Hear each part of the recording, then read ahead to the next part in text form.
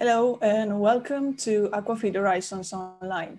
My name is Lucia Barreiro and I am the editor of Aquafeed.com.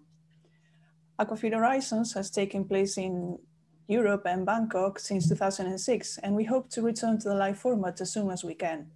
Meanwhile, we are grateful to be able to bring you the same high standard presentations from some of the most knowledgeable experts in the industry through 2 webinars: Advances in Processing and Technology and Advances in Ingredients and Formulation. Today, in this first webinar on Processing and Technologies, we hope to get new insights into extrusion technology and hot topics such as RAS feed production and digitalization of feed factories. I would like to thank our sponsors, Andritz, Clextral, Famsun, Wenger, that allow us to put effort into this webinar and keep them open and free. The webinar will run for an hour and a half. Each speaker will give a 15-minute presentation, and then we will get to a final panel session to answer questions from the audience.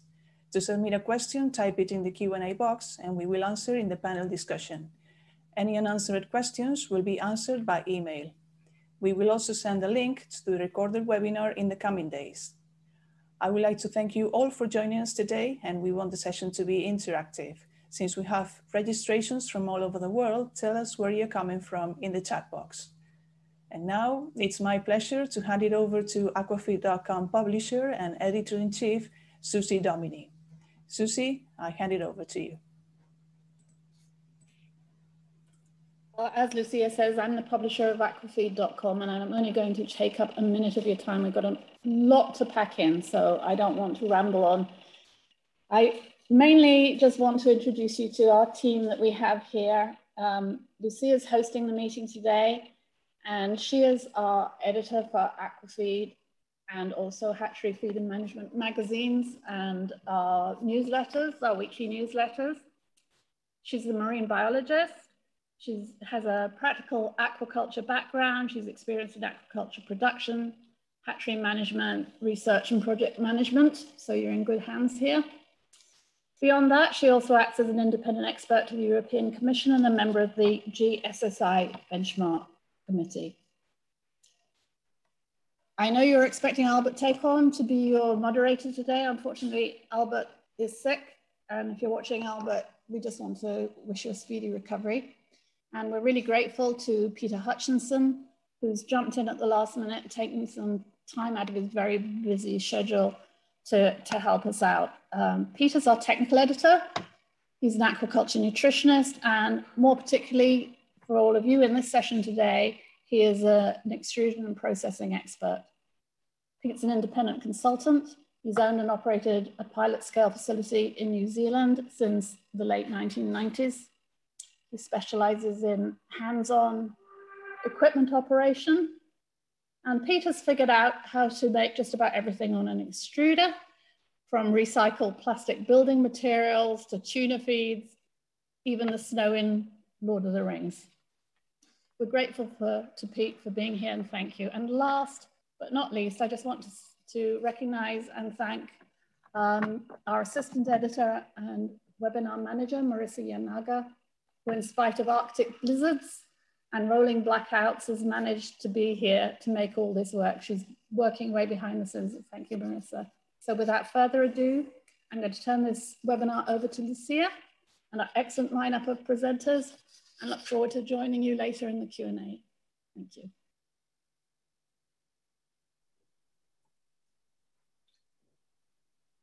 So, Pete. Okay, so that's me. Hey, thank you for the kind introductions. I'd like to introduce Peter Sønderskov to kick us off here.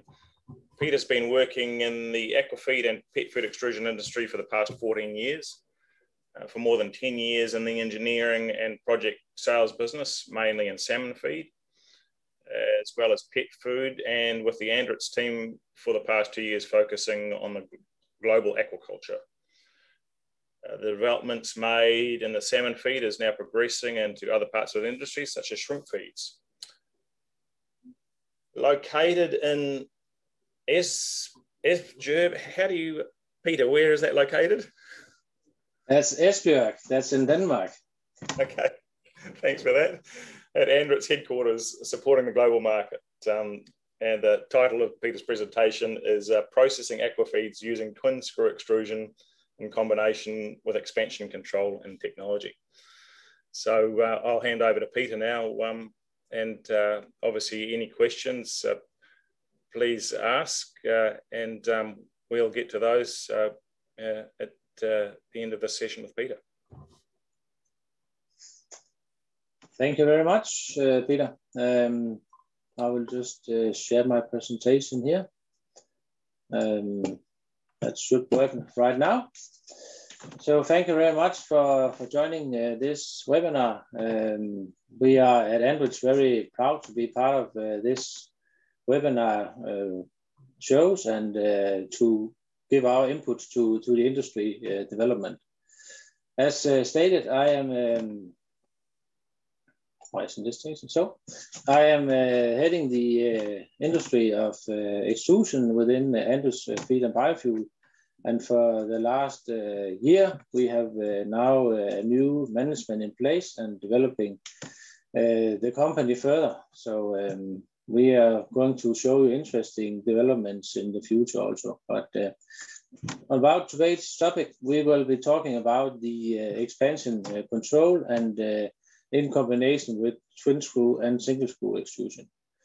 So when you are manufacturing pellets, especially sinking feeds, smaller pellets, expansion of pellets can in many instances be a big issue and something that can be difficult to control. So in many of the recipes we use, of course, the ingredients is of very big importance. We see that ingredients sometimes have the wrong start contents to actually be controllable in the formula, so the expansion is getting out of hand. So this is something that is a basic start that you need to control. What is it that what is the raw materials I want to use to manufacture the pellets that I actually want to do. Then, of course, we need to consider all the contents of the main materials. That is the moisture content, both in the raw materials or also in the formula. How much fat is in the formula, and how much fat are we going to add post extrusion? Then we have, of course, the physical and sensory properties of the feed. It's a sinking or floating feed that we are going to manufacture. And we also see a big fluctuation in raw materials, either from source of raw materials or from seasonal changes and fluctuations. So all of these parameters, they are something that everyone has to deal with on a daily basis, and something that will impact the extrusion process as such. Then also, what type of extruder are we using? Is it a single screw extruder, or is it twin screw extruders? These extruders have both pros and cons, both of them, and will give you different results depending on the type of extruder. Then the feed that you want to produce, is it a standard pellet with a relatively low fat content, or is it a high fat content pellet you're going to do? And the targeted body densities is, of course, of a very high importance when we are talking especially sinking feeds. We need to get it right, so we have the right sinking probabilities. Then the density control and expansion of the pellets is an add-on to the extruder and the process itself. So that is what you can call a gadget or a feature you can add to the process. And then, of course, what capacity are you expecting to manufacture? And lastly, the die plate design is of very big importance. When looking at the extrusion process, we try to put this into a very simple flow diagram. So these are the properties put in the diagram, where you can see all the interactions from the properties that affects the final product. which is the product quality that we show here. So as I started to say, we have the materials properties of the raw materials, the dye design, the water addition, and the grinding and so on. I will not go through all of these, but it's just to indicate that there are so many parameters that will affect the final product quality of the pellets. So changing one will affect everything else more or less. And therefore, it's important that we change only few parameters at the time when trying to resolve things. Then talking about the extruder, we have in the market the abilities to use both single and twin screw extruders, and these technologies are both very similar and despite that also very different in the way of function. So we have, for example, on the twin screw extruder, the ability to run with a much higher moisture content in the barrel, as well as a higher fat content. The fat will not affect the process in the twin screw extruder in the same way as in the single. For both of the extruders, we have a possibility to add what we call expansion control systems after the extrusion process itself, and this is what we're going to focus on today. We can use what we call an ECS, expansion control system, or a venting of the barrel, all those in combination.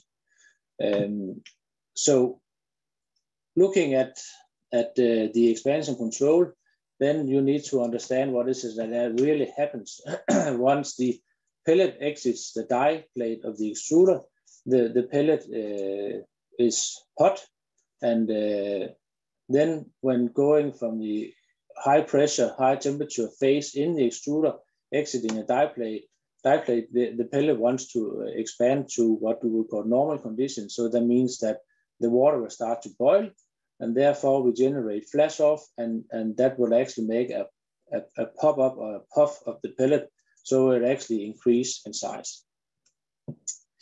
So this can be an issue if you're looking for special densities and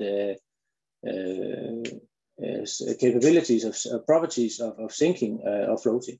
So if you get your expansion right, you will also be able to either make a floating pellet, we show here at 400 milligrams, or you can do a slow sinking or a 100% sinking pellet. So this is actually possible to control with the density control system. Here we have showed a picture of 3 pellets. They are all manufactured on the same extruder using different technologies. So the first one is just running the extruder without any density control at all.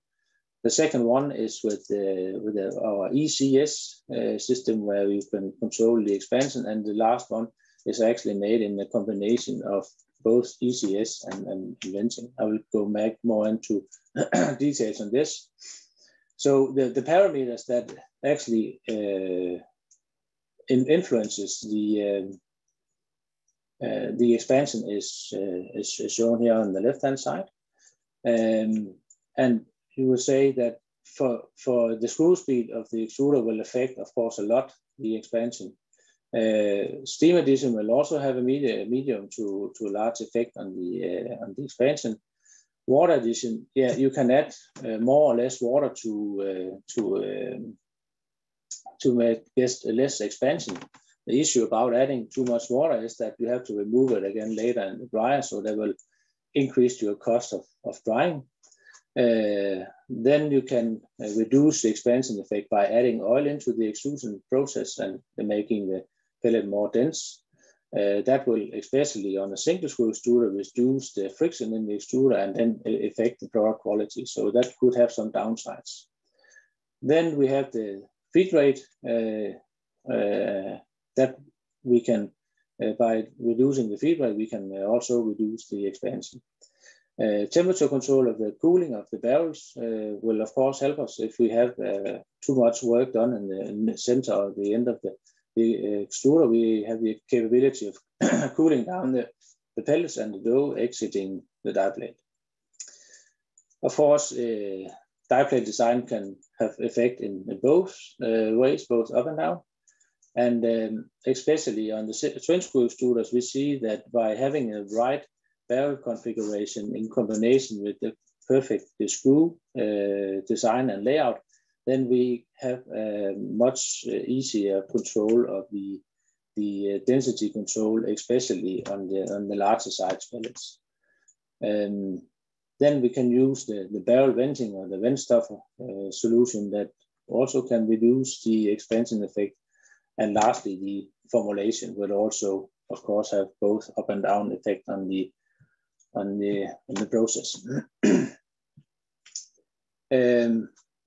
What we tend to use in our Aquafeed solutions for sinking feeds is this rotary well, where we can control or delay the expansion of the pellets. So by making an enclosed chamber under pressure here in the knife house, we can simply delay the expansion of the pellet by reducing by increasing the boiling point of the pellet. So, for example, by adding 1 bar of pressure in the knife house, we can increase the boiling point and hereby increase the density. So this is in this diagram here, we have shown that with the same process running, we have a density of 470 grams per liter. We will make a 10 millimeter pellet with the expansion from the die plate without using the ECS system. By then adding up to 2 bars of pressure, overpressure in the knife housing, we can, with the exactly same setup, reduce the diameter of the pellet and increase the density to up to 650 grams per liter. So a relatively easy system to use and to control. We can also increase the capacity of the extruder by having it like this. We can also control the density without having to add any oils or overdosing the water in the recipe. So have a huge effect on the cost of the production and also the cost of manufacturing the pellets from an energy viewpoint. So we have many advantages by using the ECS system, but of course it's not perfect.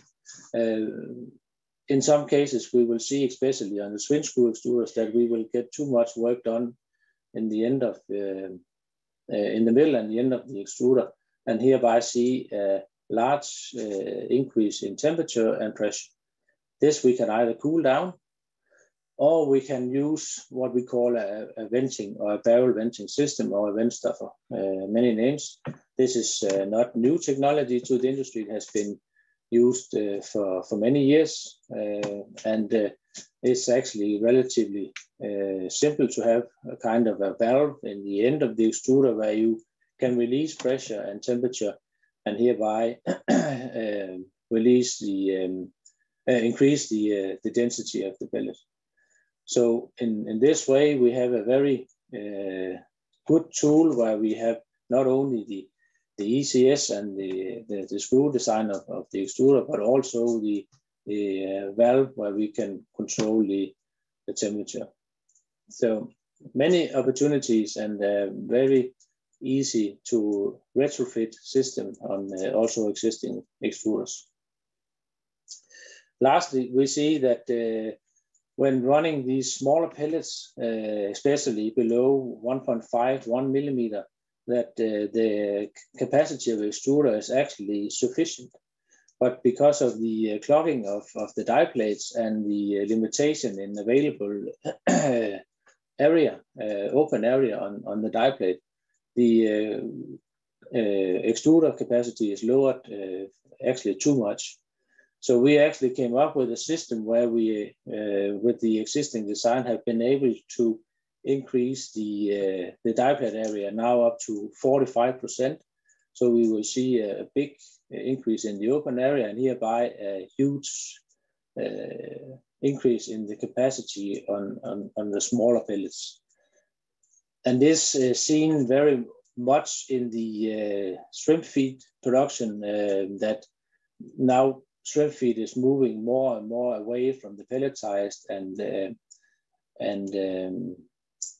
from the pelletized feed into the more final products manufactured down to 0.56 millimeters actually on the extruders. So in this instance, there's a big advantage to have as huge open area on the extruder as possible. So we think we are around 15 minutes now. This was what I wanted to show you. So just a little insights on extrusion expansion control, and in combination with the technologies that Andritz has to offer.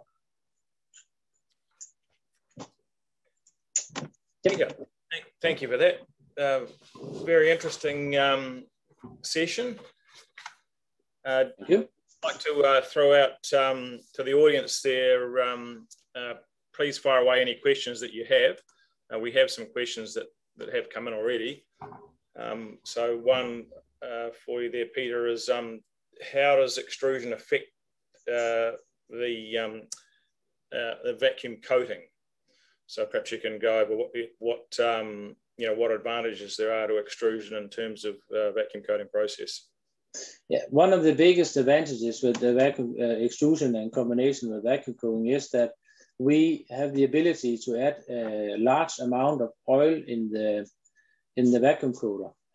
So that means if you, for example, are moving from pelleting technology to extrusion technology, you don't have to add oil in the mixer and the conditioner, which will, as I mentioned earlier, will affect the functionality and the performance of the extruder.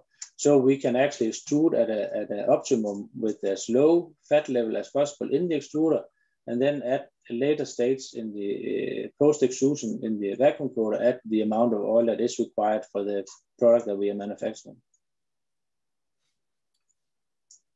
Sure. Obviously, one of the biggest advantages of extrusion with vacuum coating is in fact that ability to control the density of the pellets as well, so that you can coat to the level required. Yeah. I've got some more questions that have come through here, Peter. One is, can you produce floating and sinking feeds on the same using the ECS? Will that will it impact, say, for example, if you've got the ECS on, can you run floating feeds? We do not recommend to use the ECS on floating feeds because it's actually not required. You can easily control your expansion for floating feeds by having a proper die plate design and running the process on the extruder. So you also need to remember that running the ECS will, of course, have a cost by you have a large amount of compressed air used to keep pressure in the knife house. So it's of course something that you would minimize as much as possible. But for floating feed, the ECS doesn't provide any advantages. Okay. Peter, I'm just going to move on from there and introduce the next speaker. I've just been given an instruction because I'm an amateur here, and having just taken this on, I see we've got to leave questions until the end of the session. So that's fine. Thank you very much, and we'll come back to that at the end. Thank you. We've got a lot more questions coming through, I can see. Yeah, good. That's right. Thank you. Okay, everyone, I'd like to introduce the next speaker here is Robert Strathman. Rob holds a feed science and management degree from Kansas State University. He joined Famsun-USA Design and Engineering in 2016, where he currently serves as president. Rob has focused much of his 26-year career optimizing factory efficiencies and advancing extruded food and feed processing technology. He helped develop an industry-first digital factory where he created critical tools and technologies that delivered world-class manufacturing to the pet food industry. And so the title of his presentation is Preparing the Foundation for Digital Factories. Okay, Rob, so yeah, we look forward to hearing what a digital factory is all about. Well, thank you. Make digital aquafeed? I'm sorry? It makes digital aquafeed? We're not printing it out just yet, but we're getting closer. So thanks for the introduction, Pete. Let me get my screen loaded up here. And let's see, can you see that? Absolutely can. All right, so again, thanks for the introduction, and good morning or good afternoon or good evening, wherever it is in the world that you find yourself at the moment. Before I get started, I thought I would share just a few additional details about my background. I grew up on a very large diversified farm in the center of the US, eventually attending Kansas State University and receiving a degree in feed science and management. Immediately thereafter, I worked for Wenger Manufacturing, where essentially I spent my time specializing in extrusion processing, whether it's for aquafeed or pet food or human food. And then later on, I became a process authority for Hill's Pet Nutrition, which is the globe's third largest pet food producer. And during this era of my career, I spent a large amount of time focusing on how to make factories much more efficient and effective. So, and then currently, as Pete said, I'm the president of Famsun-USA, which I'm leading a design engineering team currently focused on designing new feed and extrusion processing equipment. So it is that experience while at Hills that I had the opportunity to understand what digital manufacturing was all about. And that is really what I want to share with you all today. So as manufacturers, our primary goal is to control the total cost of production. And doing so in real time implies, or doing so with precision implies that we are focused on such things as our product quality and our yield, and have that information to us or handed to us in real time so that we have a very good idea if whether we're running smoothly or if we're making defective product, because obviously if we're making some defects, we end up with products that are that can't be sold, or product that ends up as waste. However, with today's automation and data acquisition systems, we can now obtain data in real time that basically tells us how we're doing. And with that information, we now have visibility into our factory to understand where our deficiencies are and have a very good and clear understanding of where to take corrective actions or where to place new investments to make our factory run more efficiently. So if I had to put it in one catchphrase, I would probably describe digital manufacturing as visibility through data and resulting in action. And I'll explain to you how and why I came up with that catchphrase, because digital factories are more than a simple investment. They really contain three pillars.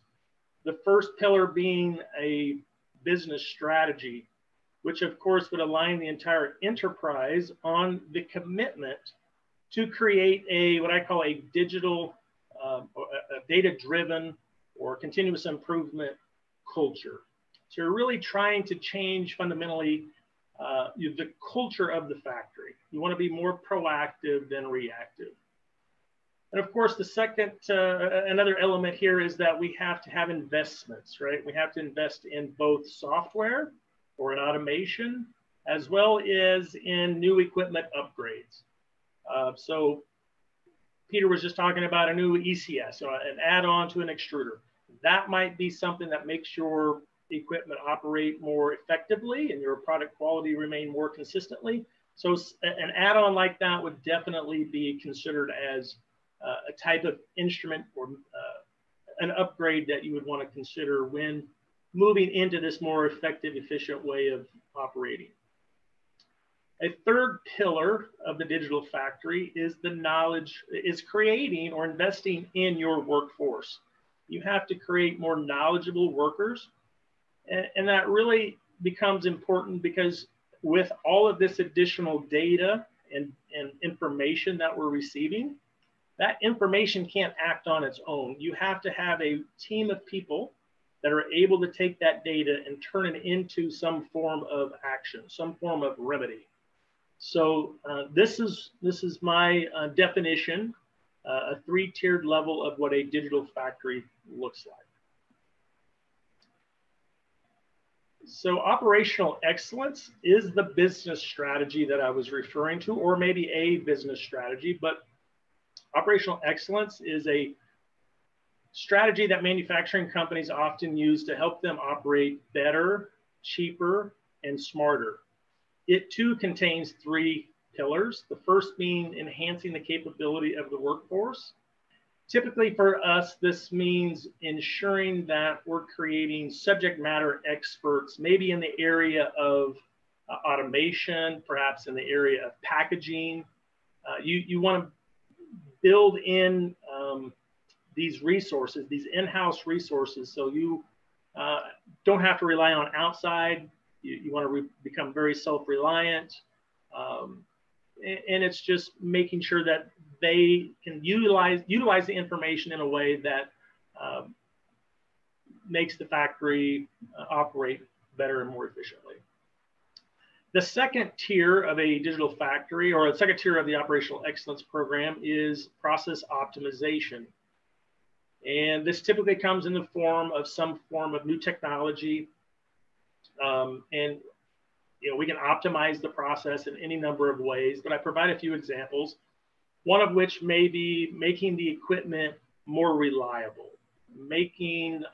ensuring that we're not creating as much waste, raw material waste during the operation, ensuring that we're able to make the operation or the process very stable. We're moving away from all the process variability so that we're able to have very consistent results from one production run to the next. And a third pillar of operational excellence is centered around creating a continuous improvement platform. And this is, CI programs tend to rely on lean manufacturing or Lean Six Sigma resources and tools and processes to help find problems and resolve those problems in a timely manner during the course of operation. So what is CI? So my definition of CI is basically the ability of taking data and turning that into action. So a continuous improvement process that you might see in a factory would look like this chart over on the right. And so basically it always starts with data. We have to have data, and we need real time, or not oftentimes it needs to be fairly real time. It needs to be the right data. And I think that's a problem that we've had in the past, is we don't always get all the right information. So a key component of the digital factory, of course, is gathering data. With a digital factory, now we can have a very solid CI program or initiative. But typically we take that data, we're now able to use lean manufacturing tools to define problems, measure their impact on the operation, making with some greater certainty that we know what the root cause of that problem is. And then we eventually have to take action. So that action means that we're going to, either through some investment or some change in the operation, we have to have this team of people analyzing the data and deciding what steps to take. So once you take the action, then you have to have the KPIs. You have to have good KPIs that are giving you, that are being obtained in a quick fashion, so you can see the impact on your action. You can make sure that you're moving the needle in the right direction, and I'm making the factory perform more efficiently. And then ultimately, we have to have a good team or organized team such that they're able to sustain these results. And they're able to meet and to have an opportunity during the day or the week or the month to focus in on their progress, focus in on this data, and ensuring that they're sustaining the impacts that they've already gotten started. And a final and a key element of the continuous improvement program is the fact that it's really here that we're getting the coveted factory visibility into our operation. We're able to see, because we have more data, we have the right data, we have the right well-trained employees using the data. We now have a greater understanding of where our deficiencies are and how to correct those deficiencies. And we do a better job of creating a master strategy for investment to continuing to improve the overall performance of the factory. So CI is a critical component of a digital factory. So as an example, I used this case study where a team of people in the factory were looking at the impact of unplanned downtime. So these are line interruptions, the impact on both scrap and rework. So this group knew exactly how many starts and stop cycles that they should have experienced throughout the course of the year. They should have had 1,700 starts and stops of the extruder, for example, the dryer and coater, if everything worked flawlessly. However, because line interruptions do happen, breakdowns do happen, they ended up with 4,000 additional starts and stops. And that equated to 2.3 additional starts and stop cycles per production run. And that leads to not only a lot of downtime, that leads to a lot of scrap and rework. And that leads to somebody has to shovel that material, they have to collect it, they have to manage it in hopes of getting it reworked back into production, or otherwise it ends up being a complete loss to the operation. So from a CI perspective, we were able to acquire the data, define the problem, and of course, measure the impact to the overall operation. With lean manufacturing tools such as OEE, or overall equipment efficiency, we're able to track the reasons why we have line interruptions. We get to know why the line is down, how long the line has been down, and how frequently the line is down for the exact same reasons. And that's really what this Pareto chart tells us. And so just taking a quick look, we'll see that one of the big events that occurs the most frequently is bins full at packaging.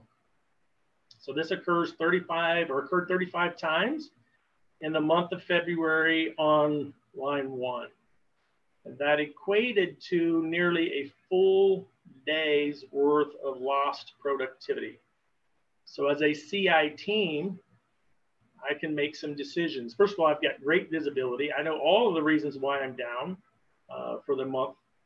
I know where the big buckets are of, consuming, the areas that are consuming most of my downtime. So I can start to put in, a good strategy of how am I going to resolve each of these issues and resolve them in hopes of A, they never return, or perhaps maybe extending the cycle in which they return. So this team of people is just continually trying to understand the information or the process and take action and ensuring that it never continues to repeat and cause inefficiencies. So as the group as the CI team takes action, they're able then to monitor the situation by looking at their KPIs. And in this case, they're looking at scrap caused solely by downtime. A lot of times we have all this wet waste at the end of the extruder, into the preconditioner. That material is very hard to get worked back in. And in this case, a lot of that was just simply being sold as pig feed or being wasted. So this is just a very good example of how a CI team works and operates in a digital factory when you have great data and you have a great organization pulled together to utilize the information that you're able to obtain. So switching gears, I want to talk a little bit here about the investments in the automation and some of that technology. And I want to do that by giving you examples of the evolution of factory intelligence over the course of time. And so, of course, we have a generation 1 factory that might look like this, where we have push button control panels and manual valves for water flow control, water and steam flow. These types of systems rely on relay controls. You know, it's just our original manual system. There's a lot of these factories out there. But more importantly, if we look at the factory management system, and this is how we collect data, you'll see that we're dealing with back office computing or manual recording of data on paper. And so typically not very effective in terms of collecting data. Thus, I call this generation 1 factory descriptive, because I don't get all the right data. I get too little data and the data comes too late. And so the best this factory can help us do is to identify what happened. And usually it's far too late, and we're on to bigger and better things to try to solve. So a generation 1 factory, not very data friendly. A generation 2 factory is one that would include PLCs, HMIs, and communication networks. We do have databases. So we have some data, a lot of historical data. We get good alarming. I call this the diagnostic factory. It can tell us what happened, but it also can tell us why it happened. The challenge with generation 2 is it's typically not all of the right data at the right time. From a factory management standpoint, a generation 2 is using ERP systems, or maybe an MRP system, enterprise resource planning software that helps you manage your resources, raw materials, and your financial side of the business.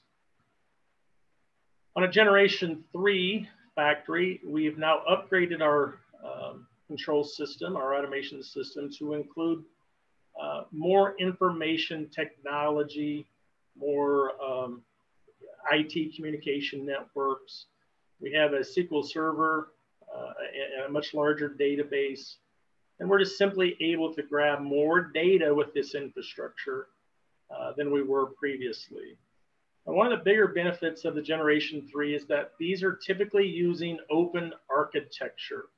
So in other words, if I'm buying a extruder from brand company A and I buy their control system, and I buy a dryer from brand B, those two control systems are not open architecture. They're closed architecture, and it's very difficult to get them to speak and share data.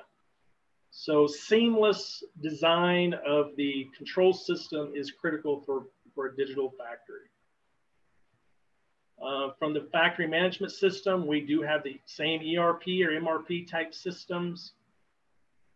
However, one big gap has been filled, and that is with this, what's known as MES software, or manufacturing execution software.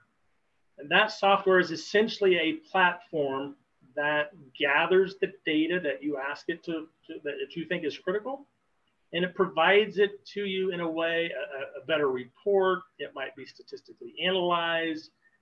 It might be KPIs that are given to you in the form that you desire them to be in, already refined. This is simply a significant tool that collects the right information that help drive your ultimate goals of making the factory more efficient. So things like statistical process control are involved. You get a better understanding of and capability of planning your production for the day or the week or the month. WIP tracking, work in process. It's essentially a continuous improvement platform is the way that I like to describe it. It's more operationally focused. So why would you invest in a digital factory, right? I've spoken about we need to change the organization from slightly to ensure that we're focused on building a continuous improvement or this data-driven culture. We talked about the fact that we have to invest in new automation, some new software. A lot of times this comes with some equipment upgrades. And typically that's a lot of investment. We also have to invest in focused resources and training our talent. Why would you do this? So an example that I would like to share is in my experience with this strategy, we were able to reduce our scrap by 75% over 3 years. We had gained an additional 15% capacity of the factory over that same time frame. And just looking at raw material savings alone, we had generated a $3.3 million annual savings, which equated into a 40% return on investment, annual return on investment. So the payback, in my experience, is quite significant. But again, it requires a well-designed strategy to move that forward. So how do you get prepared, or how do you get there? We typically refer to this as a digital transformation roadmap. You may have heard that term, but essentially it's just very much an incremental approach. In my experience, we didn't go out to say, hey, we want to build a digital factory. We set out to say, how can we make the factory more efficient? And that forced us into investing in the upgraded technology, the better software tools, the better equipment upgrades. And so it was an incremental approach, and they were prioritized based on return on investment. And we made sure each one of those investments, each one of these little miniature projects provided a significant financial return. And so maybe one of the bigger points I wanted to make with this slide is the fact that digital factory is not a destination. It is really a vehicle to allow you to operate those factories more efficiently. And so there's a number of milestones. You know, we can break it down by different steps along the way of starting out with a business strategy. And if we look at that digital transfer, that roadmap, it starts with a strategy. And we didn't make that difficult. Our strategy was, how can we cut our scrap in half in 4 years? And we ultimately cut it in half in 2, and by 75% in 3. And it's even more significant than that by the time we were done. But it's a continuous improvement environment, a CI culture that really drives the efficiency of the factory. It's not just it's not just investing in the technology. You have to have the team of people there to pull it together and see it through. So with that, I hope that provided you some insights on what to expect in a digital factory and what that looks like, and just some idea. There's a lot of information out there about what a digital factory is. So I hope I broke that down into some more granular terms, even though it's high level, that may be easier for you to digest of what that looks like. Pete? Rob, thank you very much. Very interesting. And look, for everyone out there, it's this is a key area. I can absolutely say that tracking efficiencies, downtime, waste are crucial to the bottom line. And if you let that slip and not controlling it, don't have a good team tracking that information, then that'll cost you a lot of money. So well worth the investment, having good software the control side. If we can, so thanks Rob, and we've got plenty of questions coming there for you through that session too, for the end. If I can move on to Jose. Jose, how do I say your surname? Sorry. Depending in which language. Originally, my name is José Coelho because I was born in Portugal, but then as I live in different countries, we say José in France, we say Josie in State, José in Spanish. So you pick and choose. That's fine with me. So. Okay. Well, thanks for that. Jose is America's business director based out of US office, an R&D center located in Tampa, Florida, USA, with a professional background in mechanical engineering and industrial controls. He has more than 30 years of experience in extrusion technology with Clextral in Europe, North and South America. His professional expertise is in extrusion systems across various industries and applications from human nutrition, animal and aquafeed to green extrusion for efficient use of bioresources. So Jose today is speaking about twin screw extrusion process flexibility. So I guess this is the advantages of twin screw extrusion. Please fire away. I'll leave it with you. All right. So hopefully you guys see my screen. All right. So thank you, Pete, for the introduction, and thank you, Aquafeed, for this opportunity to join this event.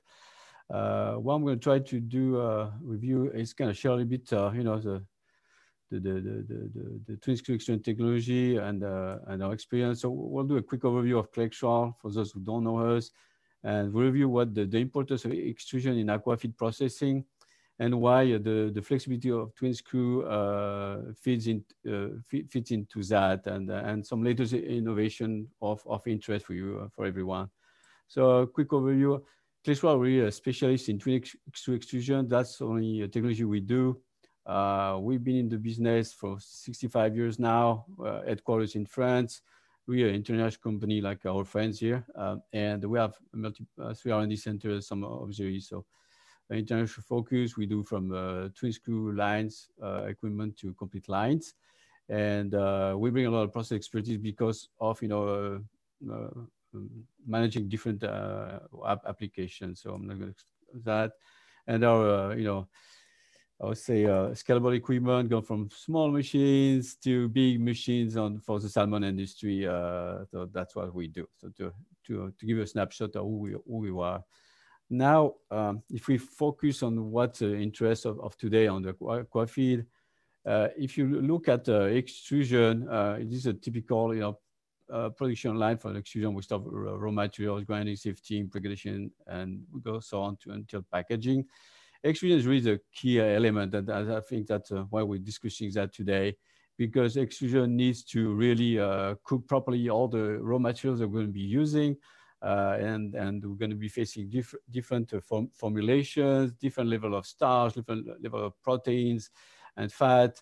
And what we expect out of the extrusion system is, you know, to have the right size product, right shape, right density, the right mechanical resistance of the pellet, because it's going to have to go through a different post-process and then be fed onto the waters.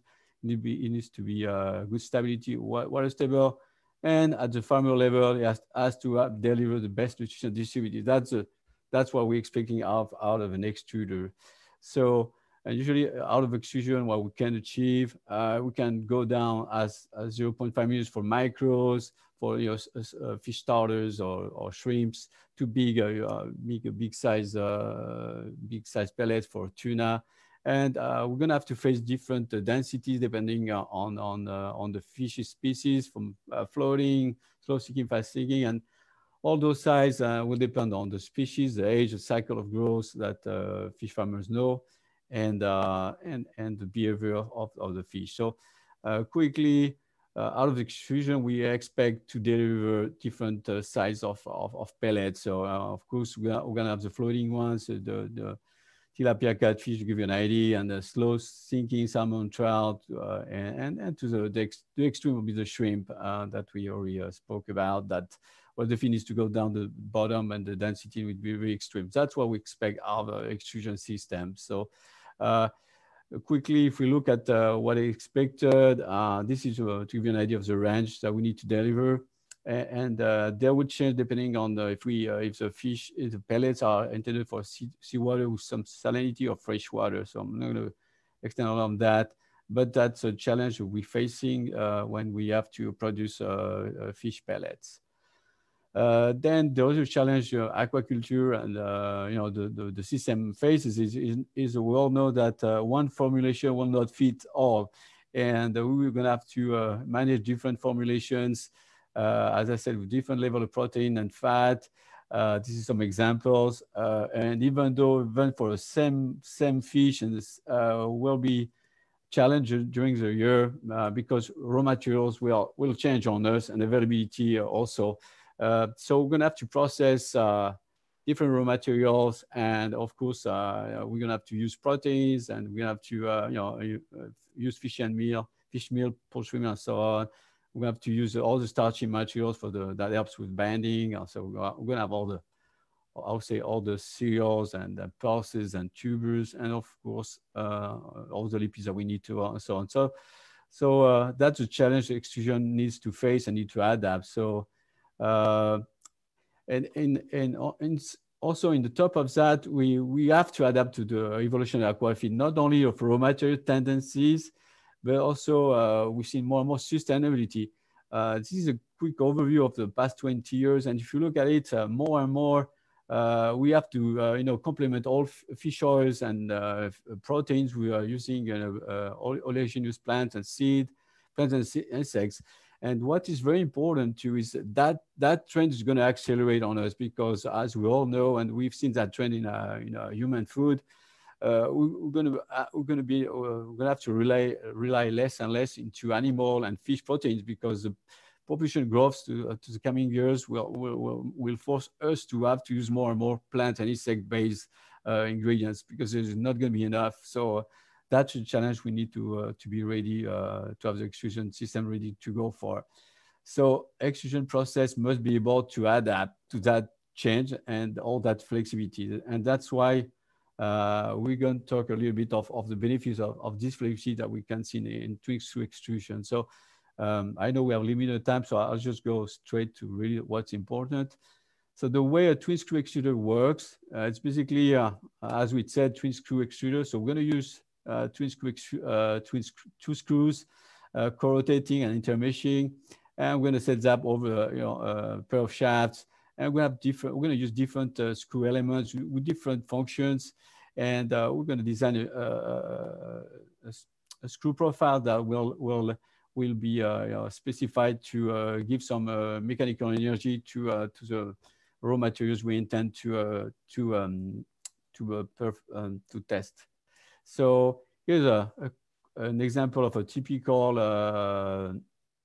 extrusion system. So in aquafeed, pet food, animal feed, we're always going to use preconditioning, because we need to pre-cook, start the pre-cooking of the proteins, denaturation of protein, and the pre-gelatination of the starch. So that helps. This is very important because it helps the extrusion part of it. And then what's interesting is on a twin-screw extrusion, the extruder works as a positive pump, and that's a great benefit, because what goes in goes out, and this helps us to, inside the extruder, to have some series of functions that we want to use to help the cooking and the mixing of the raw material we're going to be using. So we're going to set up some initial elements for the transport and compression. Then we're going to do some melting, cooking, and in some case we're going to use venting for dense products. And the mass flow is going to be shaped at the die. That's when our pellet will be extruded. So what's interesting in the twin screw extruders, as you see on this diagram, we're going to have different residence time for the product inside the extruder. So the extruder doesn't work full. It will fill up where there's restrictive sections at the melting zone, or we have reverse event for the shearing, and therefore it doesn't work full. So it's interesting. So the design of the twin screw leads to very intense mixing and the mixing zone. So what happened is your raw materials are going to be transported from one side to the other and in between. And this brings great benefit because we have really intense mixing, but also we have a very efficient high transfer to the raw materials. So any mechanical energy that we bring to the product or thermal or energy will be well transferred in an efficient way. Furthermore, what's interesting, it works as a positive pump. So what goes in goes out, and this is due to the typology of a twin screw extrusion. And another key point of twin screw extrusion is the throughput is dependent from the speed. So if you run a machine 1 ton an hour, if you change screw speed, it's not going to affect your rate. It will, what it does, it will affect your cooking time inside the extruder, or will affect the level of mechanical energy you're going to be applying to your raw material. So that's a very interesting function to have that freedom to disconnect throughput and screw speed. And as I was mentioning, inside the machine, the twin screw is a multiple processing section in series. The result of that, it gives us a very homogeneous and efficient thermomechanical cooking. Twin screws are very, very efficient as far as homogeneity and cooking. So in a nutshell, what twin screw give us is really the flexibility of thermomechanical cooking. What it does, it allows us to really adapt and modify the process condition according to the recipe we're going to be processing. So if we run a recipe high-level proteins or high level of starch, we'll be able to quickly adapt the process condition to without changing the throughput to that. Also, what we can, the twin screw allows you to perform at different flow rates. So if an extruder is designed to process 1 ton an hour, it could do half of it. Is not an issue.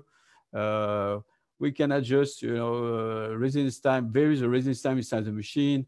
We can work with different levels of, I'll say, moisture inside the barrel, and we can go very high moisture, like 50–60% is possible. Then, of course, I'm not going to be using that for Aquafeed, but that's possible for other applications.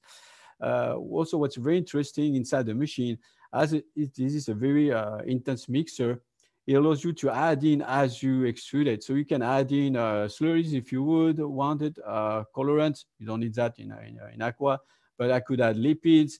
If I do like a shrimp feed, for example, if I'm missing a 1% in the raw material, I can add that into the extruder. It's not an issue.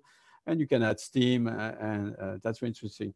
The other very interesting fact is you can really add in thermal energy and extract thermal energy as you're cooking. So we got all those tools that allow us really to have a constant high product quality. So because we can really manage the level of energy to ensure the proper cooking of starch, the protein denaturation, and this gives us very homogeneous textures that we can change and binding, and usually products are size are very stable, and moisture are stable, and density. So it's a very stable tool. If we look at the operation parameters to do that, I'm going to go into detail. So we got the big part of preconditioning, where we're going to be adding water, steam, a lot of agitation, and you have the ability of our preconditioner to change the residence time. It's very important because depending on the formulation you guys using, if it's high protein or we're going to need, or high starch, you're going to need more time of pre-cooking than formulation that has less. So you need to have a preconditioner that allows you to do that without having to change the paddles configuration inside, and that's really interesting. And then that barrel section, we're going to play with screw speed, water flow rate, steam flow rate, temperature profiles, and we can play with on the design, on the screw profile, and in some cases we're going to use venting systems, and at the end, we're going to extrude. That's when the die texturization happen. We can also play with different designs that will have an impact on the product texture and shape. So that gives you an idea of all the tools. So I'm not going to go into all the examples of flexibility, but I just took one to give you an idea. for example, you're running in production and you want to you change density. You have different ways to do that in extrusion. An easy way is to change the steam-water ratio inside the machine. So, for example, if you're running a formulation with 100% water and you got like a density 440 grams per liter, if I change the ratio, I still keep the same level of water inside the barrel, but I change, I switch compensated water by steam. This will have direct impact on the density that will drop down. So we can play with the barrel moisture, playing with the steam ratio to play with density. But another way to do it while you're running is you can play with screw speed. So if you start increasing screw speed, your density will tend to drop also. So that's another factor to play with that. Another one would be if you're having the different screw profile, screw profile that will have the same effect. So just to give you an idea of that, to obtain a condition, you might use different process parameters to get to the same result. So I'm not going to detail. So and to finish, some latest innovation for Aquafeed is really automatic filling control ratio that allows really to control the filling ratio while in production. It's very important so that you don't have to shut down preconditioners, and that's a very good tool. Right now we also have very smart intelligence temperature controls. All the barrels are intelligent, so the temperature will self-learn.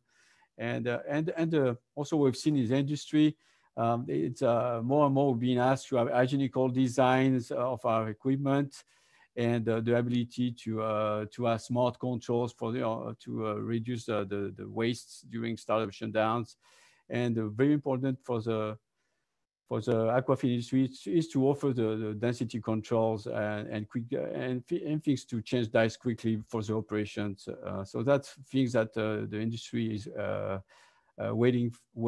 needs, and we do offer as well as some of our colleagues.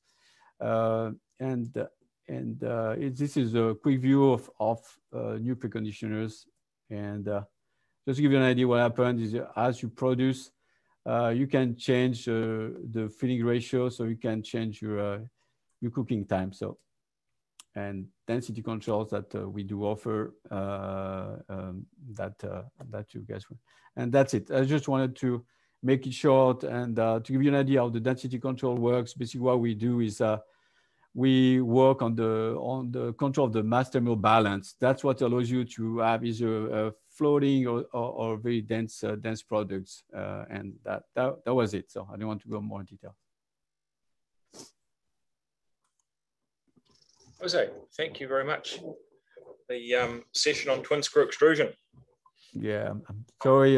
Hopefully I didn't go too long. I tried to be as concise as I could, but there's I think we all here around speakers could spend the whole day talking about extrusion because there's a lot to say too. So we could. There is a lot to say on extrusion, and obviously twin screw technology. An interesting topic on extrusion too. Much more versatile units generally overall than single screw, obviously. Okay, if we could move on now to our next speaker. Thank you, Jose. And we have here Spencer Lawson. So have we got Spencer there? Yeah, I'm live. Oh, hi there, Spencer. Spencer's been with Wenger Manufacturing for 10 years.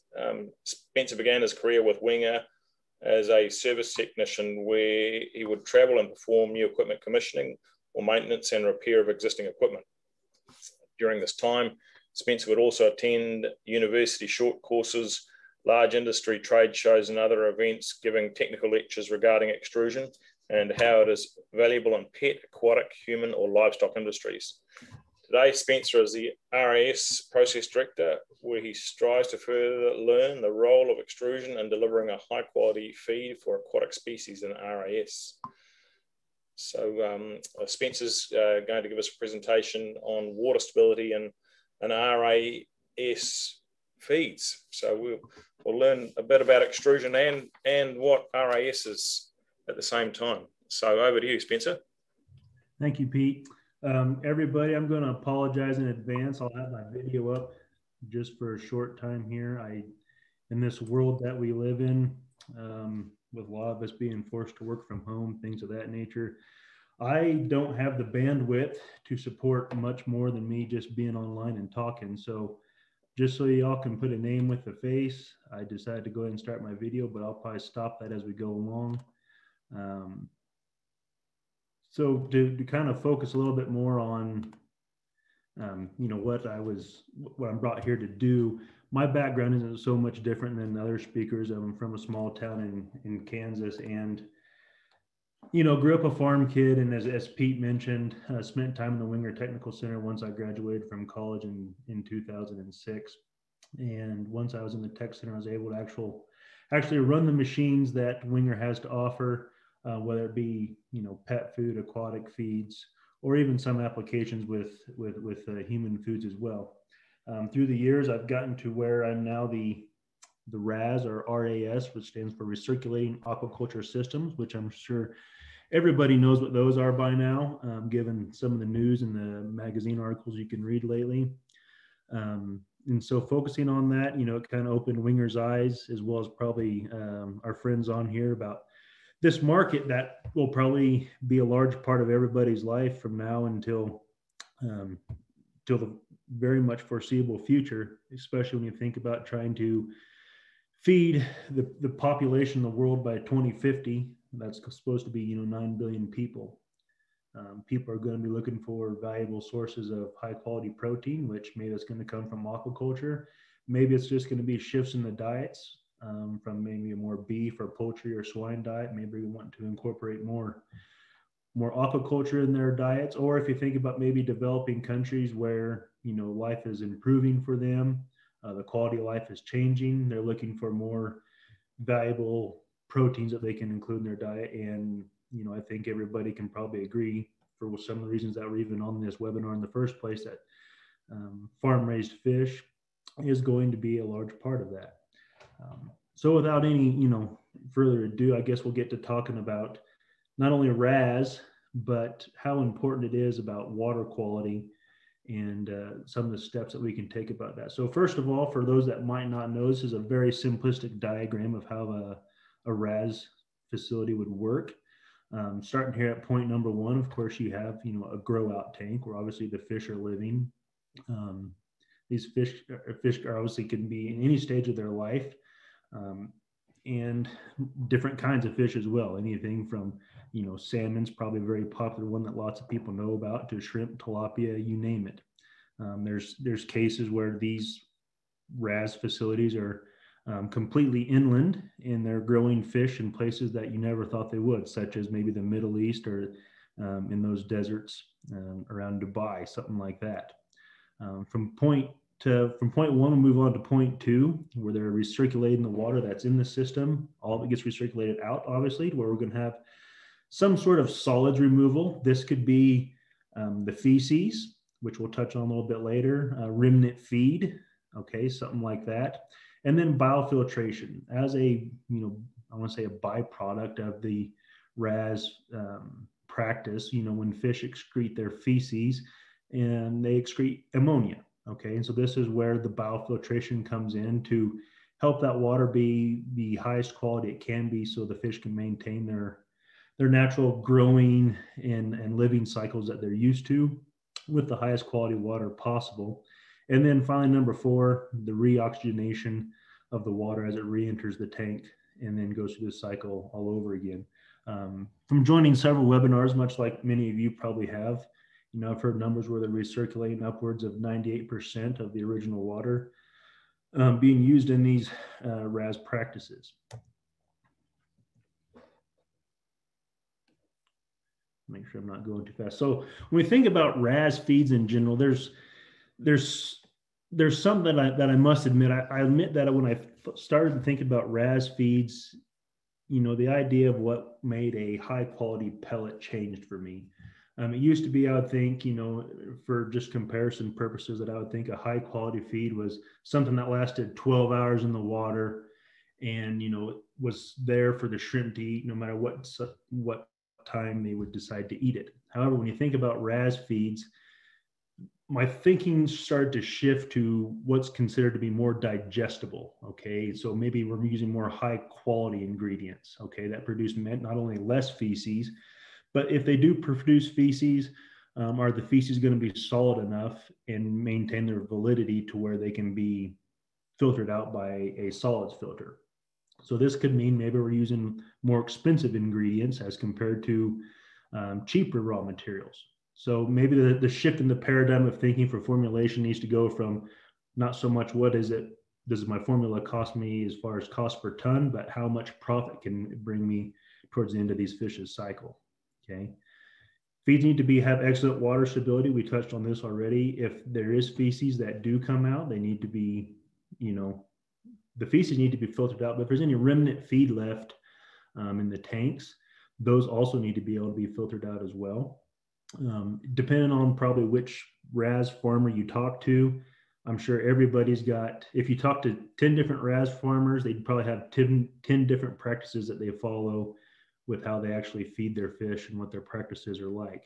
And I guarantee everyone would be the best no matter who you talk to. So maybe these fish constantly have feed in front of them all the time. Maybe some people are feeding every 3 hours. I don't know what that number is. Like I said, that number can change probably from species to species and probably from farm to farm. So knowing that, it's probably going to be vital to have, you know, great water stability, because maybe you're going to have remnant feed left in there. If you're feeding some kind of a feed that's, for example, salmon, where they like to eat in the water column, that's a slow sinking feed.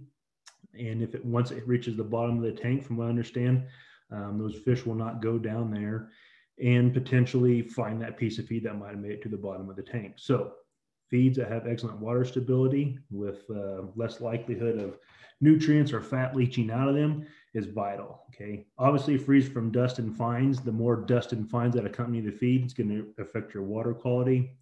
No fat leakage, we talked about this. Most of these points on here are just kind of repeats. You could mix some of the same points on them that we just did, and then customize sinking rates. You know, whether you're feeding catfish or tilapia, if there's ever a case where you would focus on those for your RAS applications, or maybe shrimp where you're wanting a fast sinking feed, or like I touched on, salmon seems to be a very popular RAS practice. You know, those fish like to particularly eat in the water column. And then of course, we can't get away from the idea of, you know, a clean pasteurized feed that extrusion systems are going to be able to offer relatively easy.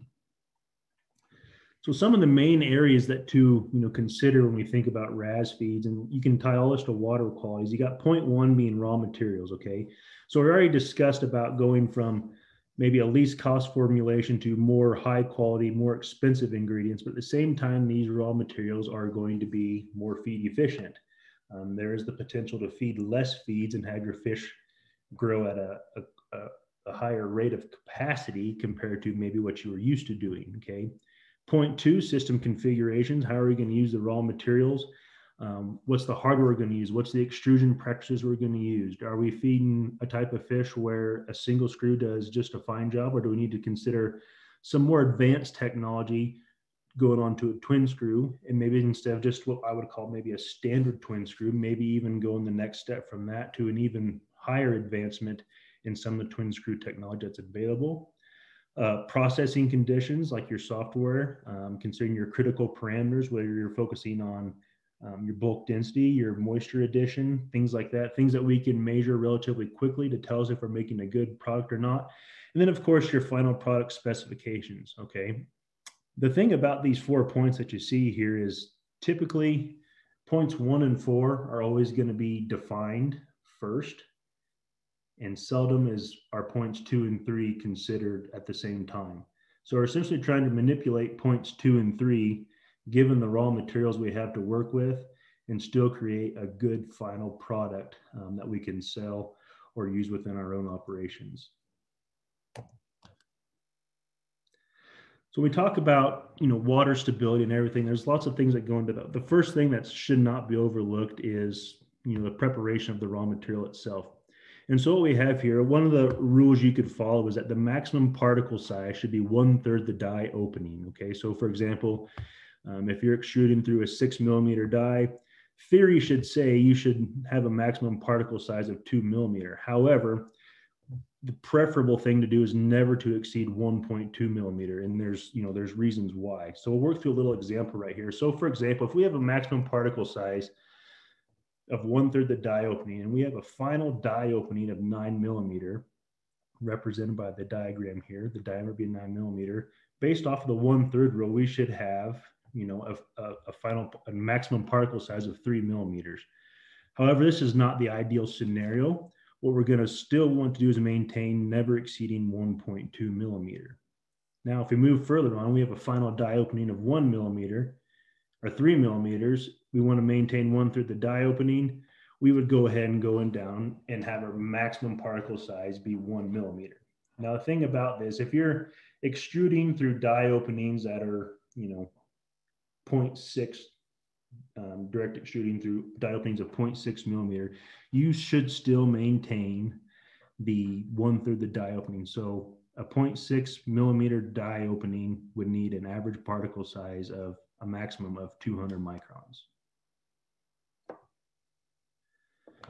So of course, benefits of proper particle size, not to talk about this for too much, but the product's going to look a lot better. At least the thought is, if it's going to a farm, it's going to look a lot better, and we got a picture of that later. But there's reduced incidence of the die orifices plugging, so you're going to have more uptime. The material is actually easier to cook. Okay, so everything's going to be cooked more thoroughly.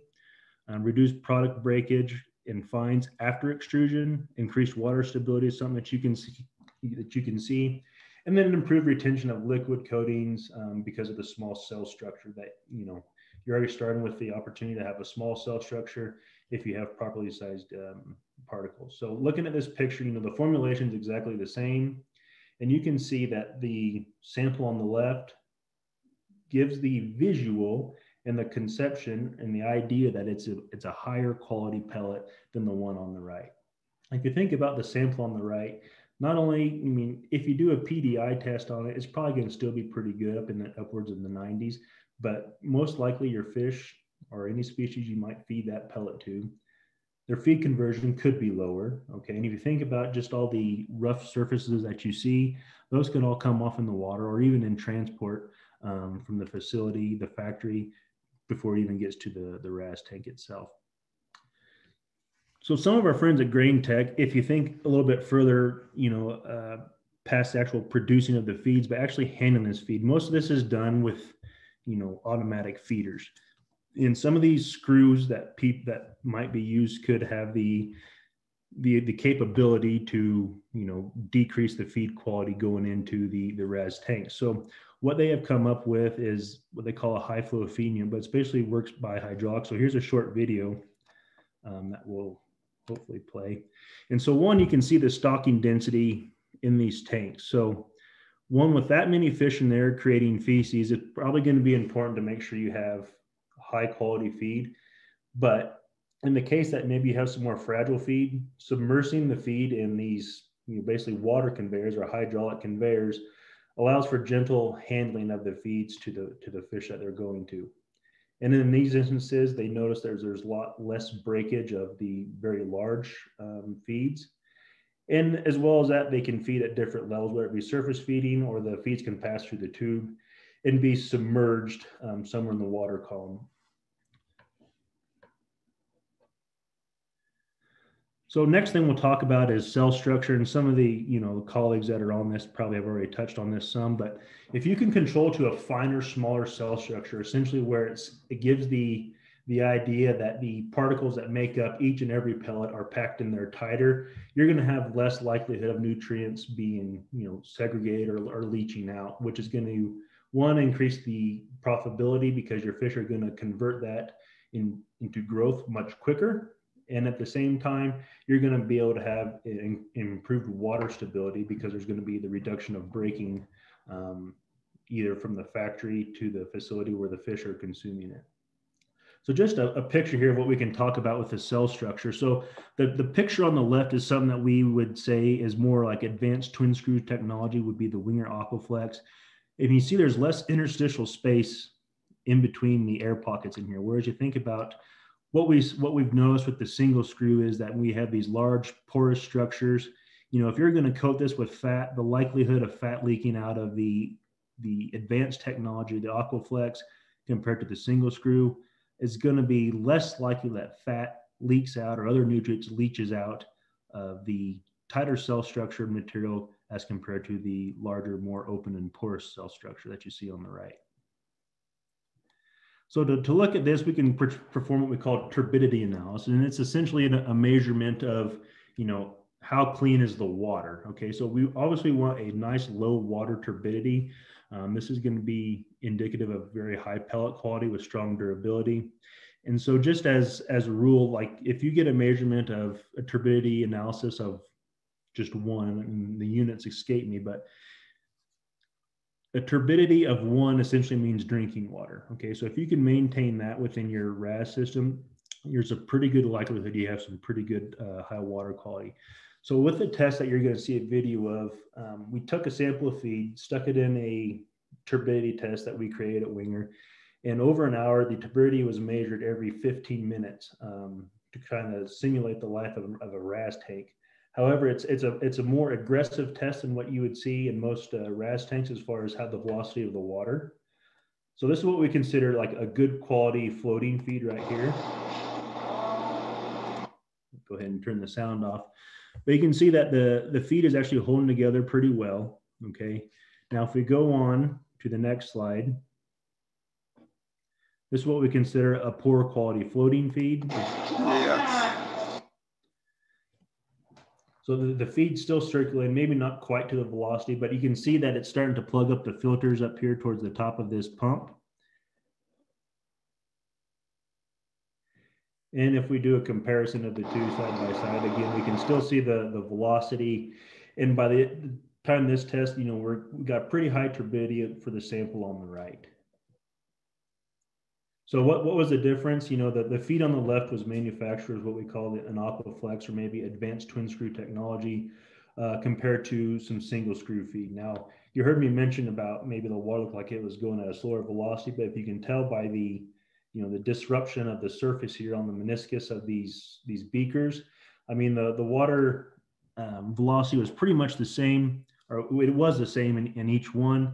And so we didn't treat the samples any different just because, you know, we're trying to cook the book, so to speak. And if that wasn't enough, I mean, here's the actual data that we took as far as the turbidity meter goes. So after the first 15 minutes, what we consider maybe a high performance or advanced technology twin screw would be probably in line with the Aquaflex. Had the lowest turbidity of the other technologies, whether it be a standard parallel shaft twin screw, or if you complete the test 60 minutes later, you know, not to say that you would want the feed to last 60 minutes in the water. Hopefully the fish would consume it by then. Still, the higher performance twin screw would have the most favorable results as compared to the other technologies out there. So with that, I mean, keep in mind, kind of like Jose said, when you talk about these extrusion ideas and different subjects, it's very, very much possible to make an hour-long presentation on anything we talked about today. So please, if you have any questions, you know, at least here, we're here to help you. If you have any questions from here on out, give us an email, call, whatever you prefer. And I appreciate everybody's time today. Spencer, thanks for that. An interesting session, and good to brush up on the latest in RAS technology there as well. And that is critical stuff. That water stability of feeds and RAS systems. It's very complex systems to maintain, obviously, and if feed's breaking down in the water and messing with your water quality, then that can kill fish. It becomes expensive. So we have a lot of questions to get through, and hopefully our speakers can hang around for a longer period of time, and our participants. So shall we get into that now? And perhaps I'll ask, if it's directed to any particular speakers, I'll ask you to come in. Some of these are fairly open questions, but got 25 odd questions here and counting. So can someone tell us the basic difference between an extruder and an expander? And this is a critical one I've come across in my experience in the extrusion industry. If one of you want to give us a clear definition of what the difference between the two is, because they're two different beasts. I actually have a very nice old presentation on that topic, and it's a very rapid one, so I'll just share it here. So taking the expander first, we see you get the meal from the preconditioner. We have a very short time in the expander, 2 to 8 seconds. At the end of the expander, we have only a gap we can adjust, and we will get flakes or crumbles out in the end of the expander, and we will reach a temperature between 105 to 120 degrees C approximately. So the issue about this is that we, in comparison to the extruder, we have a retention time of 8 to 25 seconds in the barrel. We will reach a temperature of 130 to 160 degrees, and we will have a forming and a setting process in the end, where we can have actually a pellet formed that is always the same. And very important, we reach the kill stage, so we have a complete salmonella-free or bacteria-free product. So that is a very big difference between the two machines. Well, thanks, Peter. That was very helpful. But very, very prepared too. We didn't set that one up, by the way, for everyone listening. So on to the next question. How does the, again, this one will be for you as well, Peter. How does the ECS work together with the FlexTech? Yeah, the FlexTech is another technology from Andritz, and the FlexTech is actually an SME model, so specific and mechanical energy, where you can increase or decrease the resistance in the barrel. So instead of having to change screw setup, you can, if you have changes in the recipes, you can actually reduce or increase the mechanical energy in the product. Some of our colleagues here have different technologies that are similar, so it's a very commonly used thing to easily control SMEs. So and by combining the two, you then get easily SME control and density control in the two units. So in most instances, the ECS and the FlexTechs are not used at the same time. Well, the next one obviously directed towards you again, Peter. The ECS, does it affect die changeover and make die changeovers slower? But just while you're on that one as well, obviously there are a lot of seals involved with the ECS. So how does that impact maintenance, and does it have any impact as well on uniformity and piece density? The last one first, the uniformity is not affected by the ECS, and since the ECS actually is a rotary valve that is put underneath the knife housing to create a confined space, the rotor itself in the ECS will be a wear part that will, just as a screw in an extruder, will be worn over time. So there will be leakage issues also, and of course on ECS as it wears, as it is with everything in the process of the extruder.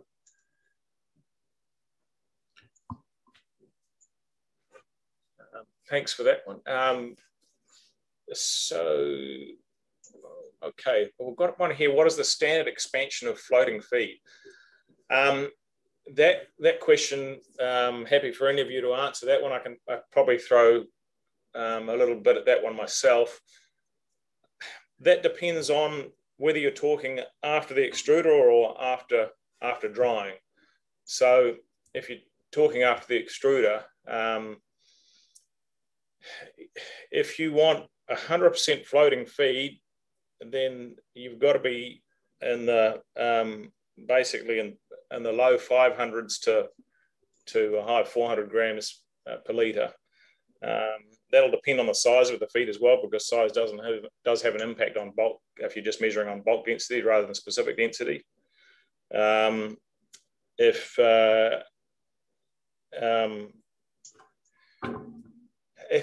you're talking about post coating or after coating, then obviously you have to modify the expansion rate off the extruder to take into account that you're putting a coating on those pellets. So, for example, salmon feeds are generally floating off the extruder, and they're floating off the extruder because they have to match the amount of fat that you're putting on a coating step. That coating step, that fat, once it's coated on, will enable the feed to sink post coating. So, yeah. Have anyone else got anything further to add on the on a standard floating density off extruder? I'll carry on. What's the advantage of power saving by ECS? Are there any power savings? And power savings, yeah. You can say that the advantage is that you are adding actually less moisture to the product. So by adding less moisture to the product and still be able to control the density and the expansion, you will then use less gas or steam in your dryer to remove the water again. So the ECS as such will not give you any savings, but definitely the drying process, which is by far the most energy consuming process in the whole process line, will be reduced. So there's actually a big gain by adding the ECS and lower the moisture content. So instead of, for example, have an exit moisture of 28 to 30%, you can then be running around 25, 26. So if you can save 2% of moisture, then you can start calculating how much water that will be on a yearly basis. Thanks.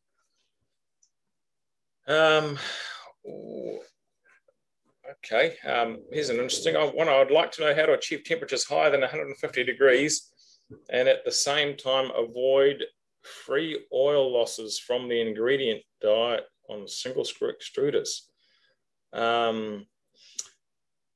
I'm going to leave that one to someone else because I'm not quite sure why we'd be attempting to get temperatures higher than 150 degrees during manufacture of Aquafeed pellets.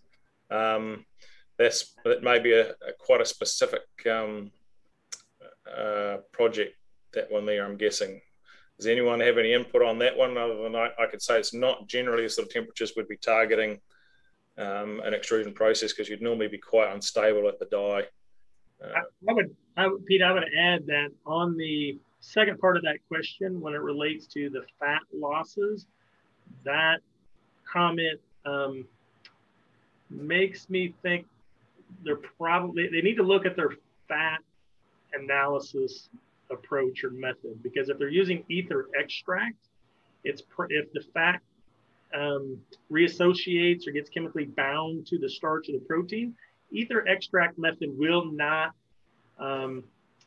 solve for it. It will not find that fat. So it looks like you're losing fat, but you won't lose fat. If you're putting the fat in, you're going to get the fat out.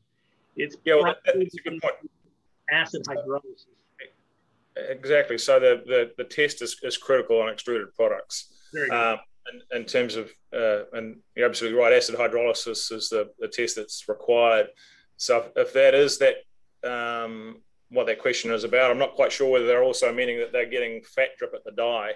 And I think it may just be the fact that they're processing at very high temperatures with too little moisture, and they're not operating the extruder more like an expeller, perhaps.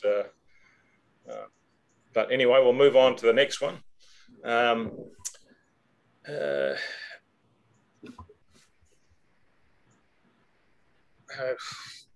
Okay, what is the reason for creating extruded pellets with different sizes?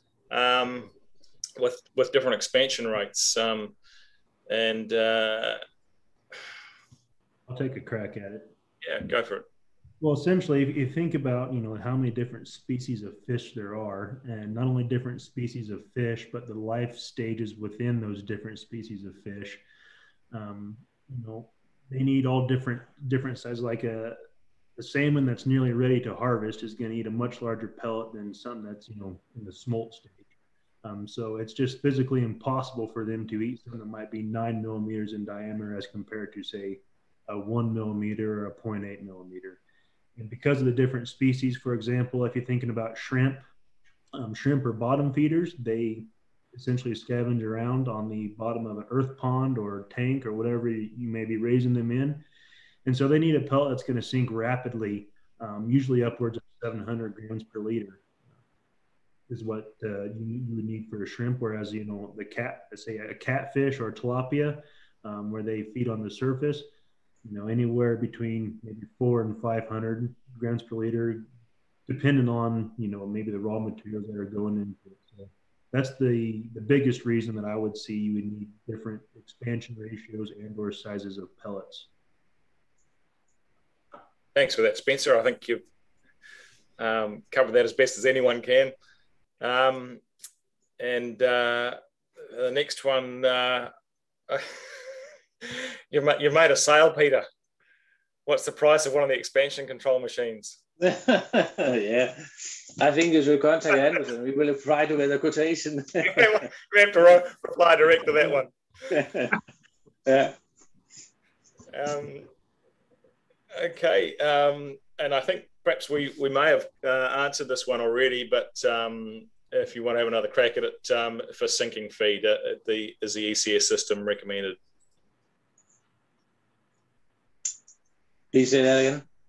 For sinking feed, would you recommend the ECS system for sinking feed? Yes, that was actually why it was developed. So that's definitely what we're going to use it for. You can say that on the bigger sinking feed, as just mentioned by Spencer, when you are talking grower feeds, we don't need to use the ECS as much as when we are talking the starter feeds, the smaller pellets. This is where the ECS really makes a difference. So 0.4 millimeters and down is really a very good system. Hey, Pete, may I add something? It depends also on your technology, extruder technology, but you can eat like slow sinking densities, 650 grams, 600 grams per liter is not an issue, just by barrel control temperature. So we can achieve that. After that, you need to start venting, and then you can eat higher densities, close to 700 grams per liter. But usually, we can eat 600 grams per liter just by temperature control, because the benefit of the twin being very high intense mixing, very dynamic, it allows when you apply thermal energy, cooling energy, you densify and it makes the product denser. So it's easier to do that way. It's one way to do it. So just. Thanks, Jose. I guess this is for anyone on twin screws. Can we get an indication of what the reduction, well, actually, this is not specific to twin screw, this question, what the reduction on capacity would be of using a vent? So obviously more on single screw, but you get less, you get greater reduction in capacity if you're using a single screw than you do on a twin when using a vent. But anyone got anything further to add there? Oh, I can take a shot at this one. It's just not. I mean, this is what happened. Let's go back to basic. This is what happened when you densify material to make them dense. The viscosity of your materials are going to tend to be higher. Therefore, what's going to happen? You need to generate more torque and pressure to extrude. So, of course, you're going to get a certain drop of production, but not that much. The more important is to be able to keep pushing out the product out of the machine. But we don't experience. You experience a drop, but not that much, and it's going to be really depending on the ability to process and push your mass out of the dies. And just one other comment there, the screw profile is obviously quite critical when using a vent, and much more so on single screw, because if you don't have enough pump or effective pump post that vent, then you'll get back up in the vent as you try and increase capacity. Is it feasible to consider the Internet of Things solution developed in-house? What would be the most important considerations in your opinion? Rob, is that more Europe? Yeah, I'll address that one. So in fact, in my experience, we did start out building a lot of our own software. The challenge with that, we started out doing it, but we found better tools along the way, and we eventually switched back over to some of the more commercial software packages because they're more standard. When you got multiple factories, you're more consistent between each factory because you're buying a cookie cutter product.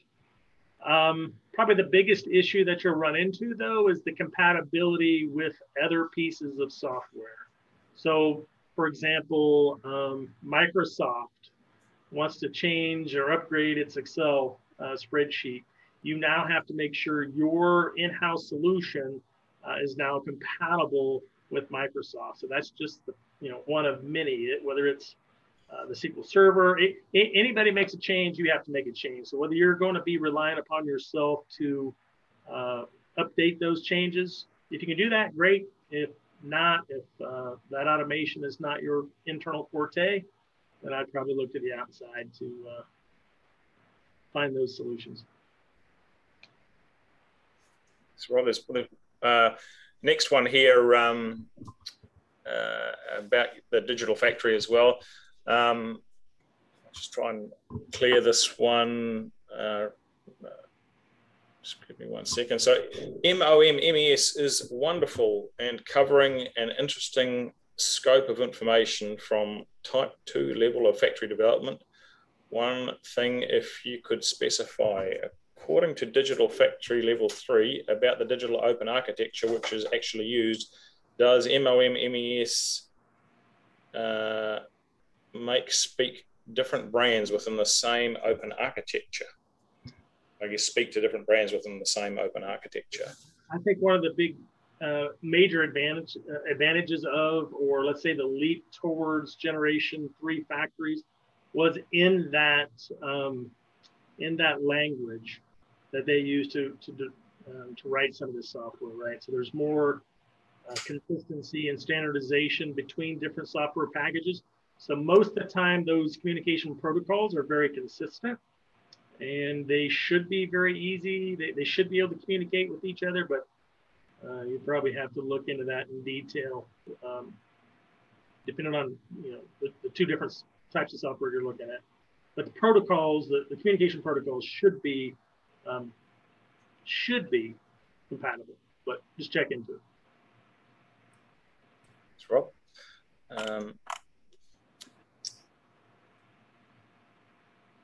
Okay, this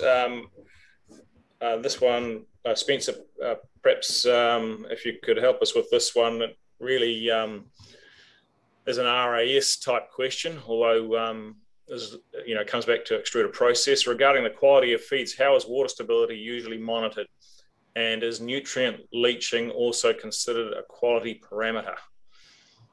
So what particular tests do you use? Are there specific tests that you use or publish for water quality? Well, so we touched on it as far as what Wenger has done for our own purposes, and that's just a simple turbidity analysis that we did there. However, you can buy your own turbidity monitors, about the size of a small briefcase. You can test, and you can test the turbidity that way, but also in the RAS facilities themselves. There's all kinds of monitors, alarms that can go off if your water quality is starting to get out of balance as far as maybe the amount of oxygen within it, things like that. But I guarantee you, if you're noticing that the water's getting cloudy or more turbid, you're going to have other issues as well, such as maybe too much urine in the water for the fish to remain healthy. So it's definitely something that Office of Water has had in the past. You ask the question, what's one of the things that you pay attention to producing your RAS feeds, and just about everybody would say water quality or water stability, and how it relates to the feed that they produce. Thanks, Ben. So we were losing you a bit towards the end there. I think maybe your connection. Stop the video. Thanks. The next one, this is directed towards you, Jose. How do you control density in a Clextral twin screw extruder to achieve different capabilities of Aquafeed? Well, I'm going to say exactly how we do it, because it's a combination of different tools we have. We're going to use a combination of temperature control on the extruder, because it gives us the ability to really control density up to 600 grams per liter.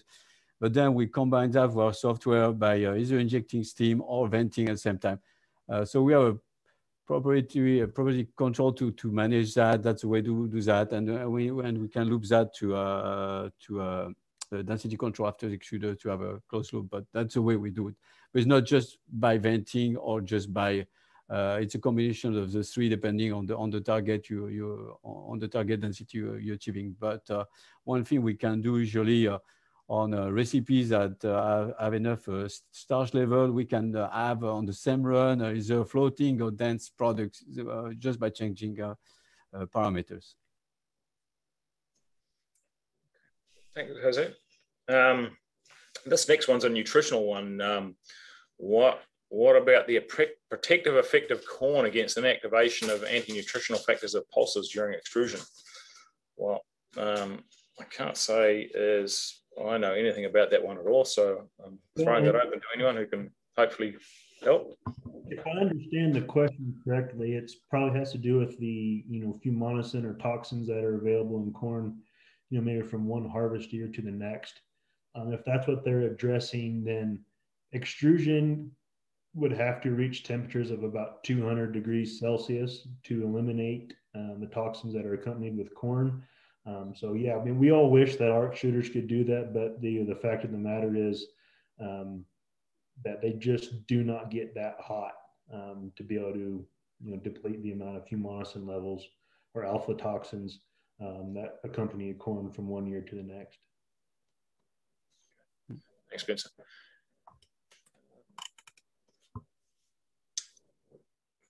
Okay, very interesting Clextral technology.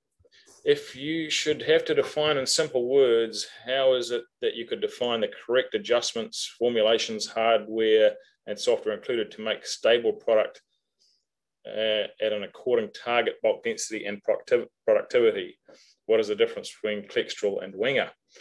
Okay, so that's, I guess, one for Spencer and Jose there. Go head to head. I think you've perhaps already answered some of the just prior on how to control density, Jose. Yeah, I did. But at the end of the day, I mean, we have a similar technology, Clextral Wenger, so we know the efficiency of mixing and really the benefit is really the fact that we'll have a very homogeneous and fine tight texture and this allows really great performance in the water and very low leaching, like we see in shrimp. Then it's going to go back to what you guys we're going to be processing, the amounts of starch and the amounts of protein that you need to do. But it's going to be depending on what you need to be targeting. But as far as performance, I don't know. I mean, we know we're very good, but the question is so broad that it's difficult to re-answer. So exactly. So maybe there may be some answers to that. I think we can actually go back to some of these questions after the session ends and perhaps answer some of these too. So move on here.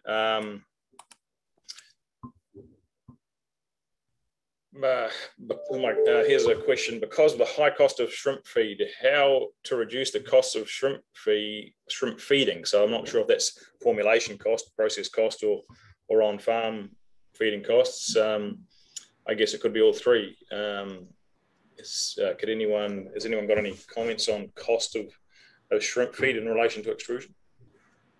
Well, I mean, I'll go ahead and interject here. So we have this saying, I think all the other manufacturers of equipment here would say the same thing, that if you have good quality ingredients going into the extrusion system, you'll have good quality ingredients coming out.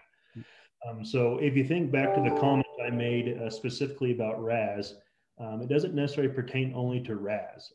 Even though formulations might be done on least cost per ton basis, maybe some thinking needs to be shifted towards how much profit can I put back into the company at the end of the feeding cycle, because either my shrimp or the salmon or the tilapia, their feed conversion ratio is more favorable, not only because of maybe the ingredients that I used, but also the technology practices that I use to produce it, whether you're going from pelleting to single screw extrusion to twin screw extrusion. Okay, these are all things to consider, because if you think about pelleting, they probably can't produce a pellet much smaller than 2 millimeters without having to use crumbling.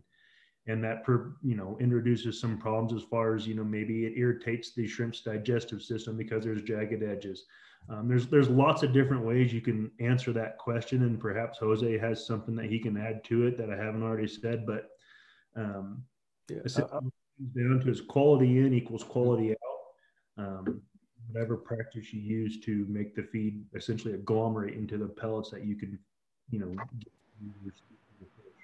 Yeah, what I could add, and that was presented at the last year Aqua Expo in Ecuador, is, and I agree, most of it, what's important is to have the right ingredients into your formula. That's, I mean, you don't have the right level of protein on, or guess what, is not going to pass on into the shrimp. But then what we've seen is, that's not me speaking, it's really, a producer of shrimp by extrusion. What we have noticed is when you do it through extrusion, there's a better cooking of all the ingredients, therefore a better feed conversion factor. And one thing about doing by extrusion too is the pellet will really withstand better and long time in the water. So the leaching will occur very long time. I know when we do shrimp feed high density, I mean, you could have a shrimp feed lasting 24 hours and you will not be breaking off. So that's very important, because we will avoid to contaminate waters, and the shrimp can eat it. Also, what was said at last Aqua Expo is using shrimp feed, they were able to have a feed conversion factor gain of 15%. They won like 1 month on the harvesting cycles. So that's a big benefit. So I know a lot of people are pushing for extrusion in Ecuador without, using extrusion. Okay, I think that's about all we've got time for, everyone. I'd just like to obviously thank all the speakers. Some very interesting topics there, and we've generated an enormous number of questions which we're not going to be able to get through right here and now, but I'm sure we can go through and perhaps answer some of these after the session. Lucia, can I hand over to you to wind things up? Yes. So thank you very much to all the panel for sharing your time today and your expertise and the really interesting presentations. And thank everyone for joining in. We will send a link to the recorded webinar in the coming days that will be available on YouTube. If you'd like to learn more about Aquafeed technology and the latest news on the aquafeed industry, I encourage you to subscribe to our publications on our website, aquafeed.com. And see you tomorrow at the same time for the second webinar on ingredients and formulation. Stay safe. Goodbye. Thank you. Bye-bye. Thank you.